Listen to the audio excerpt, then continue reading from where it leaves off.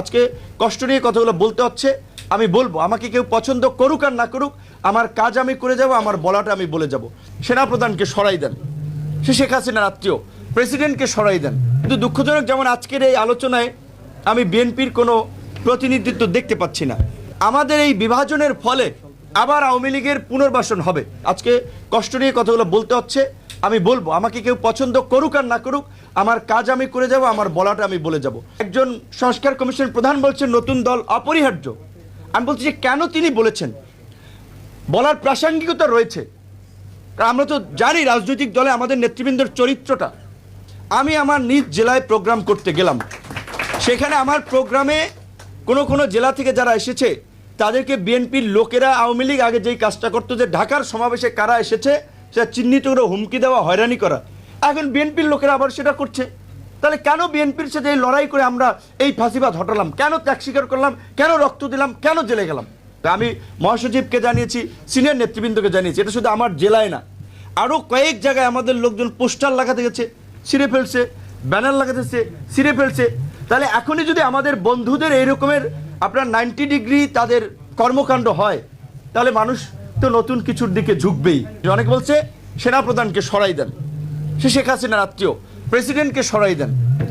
আচ্ছা, এই সেনাপ্রধান তো আমাদের পক্ষে অবস্থান নিয়েছে, জনগণের পক্ষে অবস্থান নিয়েছে। পুরো সেনাবাহিনী এরকম একটা পরিস্থিতির মধ্যেও যে জনগণের পাশে এসে দাঁড়িয়েছে, জনগণের লাইনে থেকেছে, তার জন্য অবশ্যই তারা প্রশংসার দাবি দেন। তাহলে এই কথাগুলো বলার মধ্যে দিয়ে আরেকটা বিশৃঙ্খলা, আরেকটা নৈরাজ্য, আরেকটা পরিস্থিতি তৈরি করতে উস্কে দেওয়া হচ্ছে কিনা, এগুলো কিন্তু আপনাদের একটু আমলে রাখা দরকার, বোধহয় বিবেচনা রাখা দরকার। আমরা মনে করি যে বিচার বিভাগের, যেটা আমরা 42 দল আলাপ আলোচনা সে সময় বলেছিলাম, বিচারক নিয়োগের যে প্রক্রিয়া, সেটা যে বিধিমালা আছে এইটাতে আসলে স্বচ্ছ একটা প্রক্রিয়া না, এবং এখানে কার্যত দলের প্রতি অনুগতরাই বিচারক হিসেবে নিয়োগ পায়। যার ফলে আপনি যে ন্যায় বিচারের জায়গাটা আমাদের আদালত, সেইখানেই তো আমরা আসলে মানে নিরপেক্ষ ব্যক্তিদেরকে কিংবা যারা ন্যায় বিচার করতে পারবে তাদেরকে আমরা নিয়োগ দিতে পারছি না। শেখ হাসিনা কাদেরকে বিচারপতি হিসেবে নিয়োগ দিয়েছে সেটা আপনারা জানেন, যে আপনারা 25 জনের বিচারকের যে আপনারা অপসারণের দাবি জানিয়েছেন। কিন্তু দুঃখজনক, যেমন আজকের এই আলোচনায় আমি বিএনপির কোনো প্রতিনিধিত্ব দেখতে পাচ্ছি না। অথচ আপনারা একসাথে কিন্তু এই সরকার পতনের আগে একসাথে কিন্তু আন্দোলন করেছেন, ইউএলএফ গঠন করে, ইউনাইটেড লয়ার্স ফ্রন্ট। তো সেই সময় সরকার পতনের দাবিতে আন্দোলন করতে পারলে এই অগস্ট বিপ্লবেও ছাত্রদেরকে, আমার মনে হয় ঠিক আছে, সাউন্ড যাচ্ছে, লাগবে না, আপাতত লাগবে না, শেষ করে লাগবে না, থাকেন, রাখেন, কথা কনসেন্ট্রেশন নষ্ট। যে সেই সময় আন্দোলন করতে পারছেন, করেছেন, এতটা আন্তরিকতা ছিল। এখন কিন্তু বিভিন্ন ইস্যুতে দ্বিমত হয়ে এখন কিন্তু একটা ডিস্টেন্স তৈরি হচ্ছে। যেমনিভাবে নির্বাচন নিয়ে তৈরি হচ্ছে, সরকারের মেয়াদ নিয়ে তৈরি হচ্ছে, আপনার বিচার বিভাগের সংস্কার কিংবা অন্যান্য প্রক্রিয়া নিয়েও তৈরি হচ্ছে। তো সেই ক্ষেত্রে আমাদের বোধহয় এই যারা আন্দোলন করেছিলাম বিরোধী দলে থেকে এই ফাঁসিবাদের বিরুদ্ধে, তাদের কিছু মৌলিক জায়গায় একমত থাকা উচিত। না হলে কিন্তু আমাদের এই বিভাজনের ফলে আবার আওয়ামী লীগের পুনর্বাসন হবে। তার জন্য যে ভোগান্তিটা কিন্তু আবার সবাইকে পেতে হবে। তো এটা আমি একটু সতর্ক করছি। আর বিচার বিভাগের যেরকম বিচারক নিয়োগের একটা সুনির্দিষ্ট স্পেসিফিক নীতিমালা প্রয়োজন। এখানে যে একটা আপনার কমিশনের প্রস্তাবনা করা হয়েছে, সেটাকে আমরা সমর্থন করছি। আমরা মনে করি এটা একটা ভালো প্রক্রিয়া হতে পারে, এবং বিচার বিভাগকে আইন মন্ত্রণালয়ের কোনোভাবেই কোনো প্রভাব যেন না থাকে সেটি এনশিওর করতে হবে। এবং শেখ হাসিনা যাদেরকে বিচারক হিসেবে নিয়োগ দিয়েছে, তাদের মধ্যে যাদের পেশাদারিত্ব রয়েছে, যাদের সততা রয়েছে, যাদের সেই অভিজ্ঞতা রয়েছে, আমি মনে করি গ্রহণযোগ্যতা রয়েছে, তাদেরকে তো অবশ্যই আমাদের, আমি মনে করি যে সম্মান করতে হবে। বিপরীত দিকে যাদের বিরুদ্ধে দুর্নীতি, দলবাজির অভিযোগ আছে, তাদেরকে এখনো পদত্যাগ কেন করানো হয়নি, বা এখনো তারা পদত্যাগ করেনি, এটা আশ্চর্যজনক বিষয়। এটা বলতে হবে। অনেকেই তলে তলে কম্প্রোমাইজ করছেন, আপনি থাকেন, আপনারটা আমরা দেখব, আপনি আমাদের লাইনে থাকবেন। এটা শুধু বিচার বিভাগ না, সমস্ত অ্যাডমিনিস্ট্রেশন থেকে শুরু করে বিজনেস কমিউনিটি, আগে যারা মাফিয়া ছিল অনেকে এখন তলে তলে বসে সেট আপ হয়ে গেছে যে ব্যবসা করছেন, আগে যুবলীগ চালাইছে, এখন আমরা চালাবো, আপনার সমস্যা নেই, আমরা দেখব। তাহলে এই পরিস্থিতি যদি চলে, তাহলে ওই যে পরিবর্তন তো আজকে নতুন হয় না, 90-এও তো একটা বড় যুগান্তকারী পরিবর্তন ঘটেছে। তার ফলাফলটা কি হয়েছে? আজকে ভাই যেটা বলছেন যে 28 বছর পরে ডাকসুর নির্বাচন আছে, কেন 28 বছর নির্বাচন হয় নাই?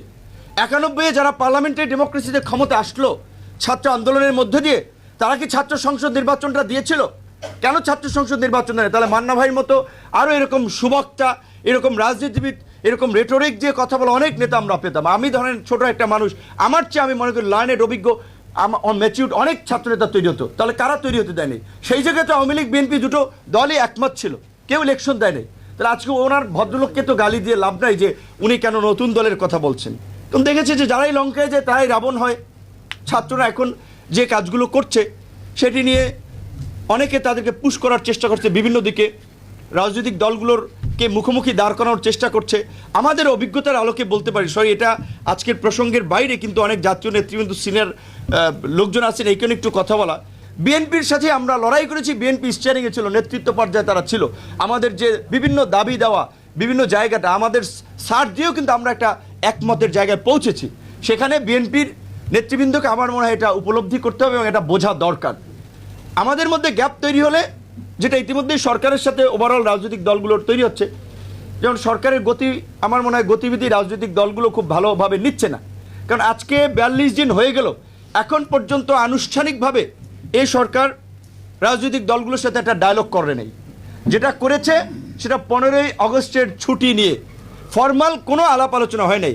আমরা 42টি রাজনৈতিক দল যারা এই ফ্যাসিবাদের বিরুদ্ধে মৌলিক কিছু বিষয়ে ঐক্যমত্য পোষণ করে আমরা যুগপৎ আন্দোলন করেছিলাম, তারা একটা 31 দফা রাষ্ট্র সংস্কারের রূপরেখা দিয়েছিলাম।